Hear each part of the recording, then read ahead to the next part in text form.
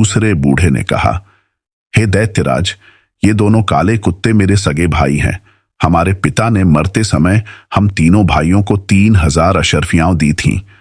हम लोग उन मुद्राओं से व्यापार चलाने लगे। मेरे बड़े भाई को विदेशों में जाकर व्यापार करने की इच्छा हुई, सो उसने अपना सारा माल बेच डाला और जो वस्तुएं विदेशों में महंगी बिकती थीं उन्हें यहां से खरीदकर व्यापार को चल दिया। इसके लगभग 1 वर्ष बाद मेरी दुकान पर एक भिखमंगा आकर बोला, भगवान तुम्हारा भला करे। मैंने उस पर ध्यान दिए बगैर जवाब दिया, भगवान तुम्हारा भी भला करे। उसने कहा कि क्या तुमने मुझे पहचाना नहीं? मैंने उसे ध्यानपूर्वक देखा और फिर उसे गले लगाकर फूट फूट कर रोया। मैंने कहा, भैया मैं तुम्हें ऐसी दशा में कैसे पहचानता? फिर मैंने उसके प्रदेश के व्यापार का हाल पूछा तो उसने कहा कि मुझे इस हाल में भी देखकर क्या पूछ रहे हो? फिर मेरे जोर देने पर उसने वे सारी विपदाएं बताईं जो उस पर पड़ी थीं और बोला कि मैंने संक्षेप ही में तुम्हें सब बताया है, इससे अधिक विस्तार से बताऊंगा तो मेरा भी दुख बढ़ेगा और तुम्हारा भी। उसकी बातें सुनकर मैं अपने सभी काम भूल गया। मैंने उसे स्नान कराया और अच्छे वस्त्र मंगाकर उसे पहनाए। फिर मैंने अपना हिसाब देखा तो मालूम हुआ कि मेरे पास 6000 रुपए हैं।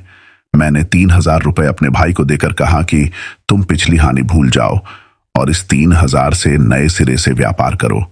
उसने रुपयों को सहर्ष ले लिया और नए सिरे से व्यापार करने लगा और हम सब लोग पहले की तरह रहने लगे।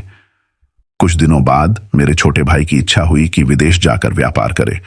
मैंने उसे बहुत मना किया, लेकिन उसने मेरी बात न मानी और अपना सारा माल बेच बाच करके वस्तुएं खरीद लीं जो विदेशों में महंगी मिलती हैं। फिर उसने मुझसे विदा ली और एक कारवां के साथ जो विदेश जा रहा था रवाना हो गया। 1 वर्ष के बाद मेरे बड़े भाई की तरह वह भी अपनी सारी जमा पूंजी गंवाकर फकीर बनकर मेरे पास वापस आया। मैंने बड़े भाई की तरह छोटे भाई की भी सहायता की और उस वर्ष जो 3000 रुपए मुझे व्यापार में लाभ के रूप में मिले थे उसे दिए। वह भी नगर में एक दुकान लेकर पहले की तरह व्यापार करने लगा और सब कुछ पहले की तरह ठीक ठाक चलने लगा।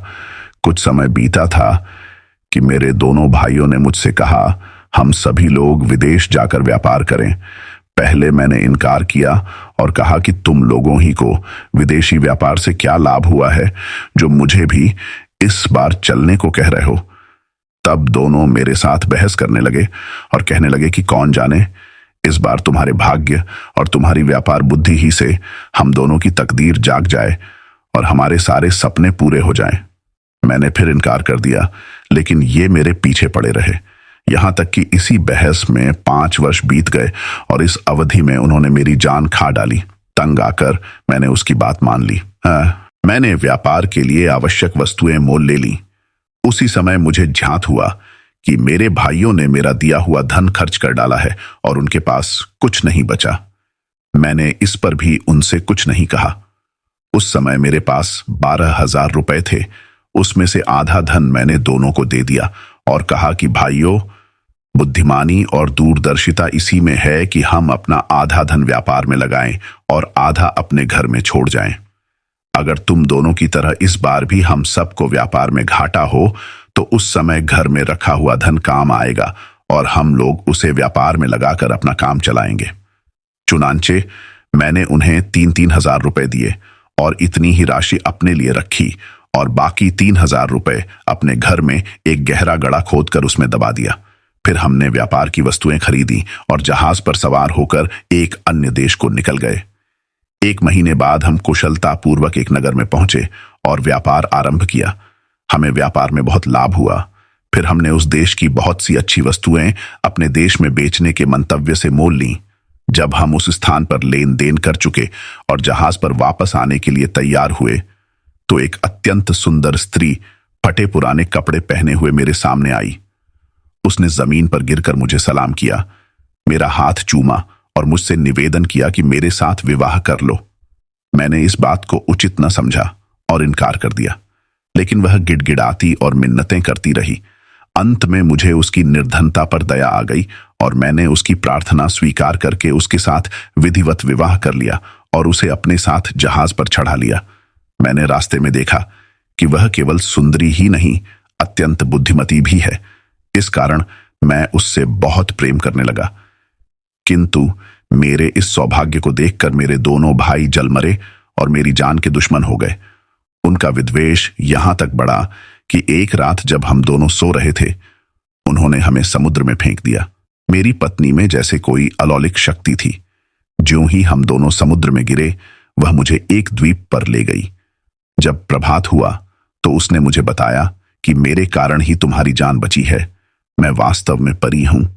जब तुम जहाज पर चढ़ने के लिए तैयार हो रहे थे तो मैं तुम्हारे यौवन और सौंदर्य को देखकर तुम पर मोहित हो गई थी और तुम्हारे साथ प्रणय सूत्र में बंधना चाहती थी। मैं तुम्हारी सहृदयता की परीक्षा भी लेना चाहती थी, इसीलिए मैं फटे पुराने कपड़े पहनकर भिखारिनियों की भांति तुम्हारे सामने आई। मुझे इस बात की बड़ी प्रसन्नता हुई कि तुमने मेरी इच्छा पूरी की। तुमने मेरे साथ जो उपकार किया है उससे मैं उदाहरण होना चाहती हूं, किंतु मैं तुम्हारे भाइयों पर अत्यंत कुपित हूं और उन्हें जीता न छोड़ूंगी। उसकी बातें सुनकर मुझे गौर आश्चर्य हुआ। मैंने उसका बड़ा एहसान माना और अत्यंत दीनतापूर्वक कहा कि तुम मेरे भाइयों को जान से न मारो। यद्यपि उन्होंने मुझे बड़ा कष्ट पहुंचाया है, तथापि मैं यह नहीं चाहता कि उन्हें ऐसा कठोर दंड दिया जाए। मैं जितना ही अपने भाइयों की सिफारिश करता था, उतना ही परी का क्रोध उन पर बढ़ता जाता था। वह कहने लगी कि मैं यहां से उड़कर जाऊंगी और उन दुष्टों समेत उनके जहाज को डुबो दूंगी। मैंने फिर उसकी खुशामद की और उसे परमेश्वर की सौगंध देकर कहा कि तुम उन्हें इतना कड़ा दंड न देना। सज्जनों का काम यही है कि वे बुराई के बदले भलाई करें। तुम अपने क्रोध को ठंडा करो और यदि तुम उन्हें दंड ही देना चाहो तो मृत्यु दंड के अतिरिक्त जो दंड चाहो दे दो। मैं उसे इस तरह समझा बुझा और मना रहा था कि उसने एक क्षण में मुझे उड़ाकर मेरे मकान की छत पर पहुंचा दिया और स्वयं अंतर्ध्यान हो गई। मैं छत से उतरकर घर के अंदर आया। फिर मैंने गड़े से अपने दबाए हुए 3000 रुपए निकाले और दुकान में जाकर फिर कारोबार करने लगा।